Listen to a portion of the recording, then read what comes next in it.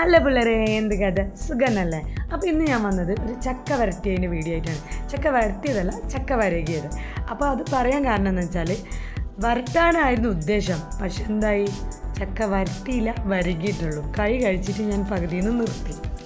അപ്പോൾ ഇത് കറി വെക്കാൻ തന്നൊരു ചക്കയായിരുന്നു, നമ്മളെ വീടിൻ്റെ അടുത്തുള്ളവർ തന്നതായിരുന്നു. അപ്പോൾ അത് അവിടെ വെച്ച് പഴുത്തു പോയി. പഴഞ്ചക്ക ആയതുകൊണ്ട് തിന്നാൽ തീരൂല. വരിക്ക ചക്ക ആണെങ്കിൽ ഇവിടെ പെട്ടെന്ന് തീർന്നു പോകും. അപ്പോൾ ഇത് തയ്യാറാക്കാനായിട്ട് ഞാൻ ആദ്യം കുറച്ച് ശർക്കര ഉരുക്കാൻ വെച്ചിട്ടുണ്ട്.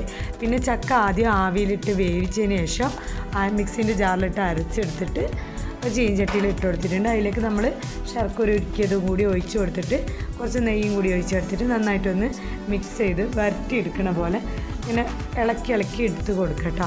ഇടയ്ക്കിടയ്ക്ക് ഇങ്ങനെ നെയ്യൊക്കെ ഇങ്ങനെ ഒഴിച്ച് കൊടുക്കുക. എന്നിട്ടായിട്ട് നല്ലോണം ഒന്നും കൂടി ഇതിൻ്റെ ശരിക്കും പാകം എന്ന് പറയുന്ന ഒരു കോഫിപ്പൊടിയുടെ ബ്രൗൺ ഉണ്ടാവില്ലേ, ഇൻസ്റ്റൻറ്റ് കോഫീൻ്റെ ഒരു ബ്രൗൺ കളർ, അതാണ് ഇതിൻ്റെ പാകം. പക്ഷെ ഞാൻ ഏകദേശം നമ്മളെ ശർക്കരൻ്റെ ഒക്കെ ഒരു ബ്രൗൺ ആകുമ്പോൾ തന്നെ ഞാൻ നിർത്തിയിട്ടുണ്ടായിരുന്നു കഴിച്ചിട്ട്. അപ്പം ഇപ്പോൾ ഏകദേശം തയ്യാറായിട്ടുണ്ട്. ഇനി നമുക്കിതൊന്ന് ട്രേയിലേക്കൊക്കെ ഒന്ന് മാറ്റണം.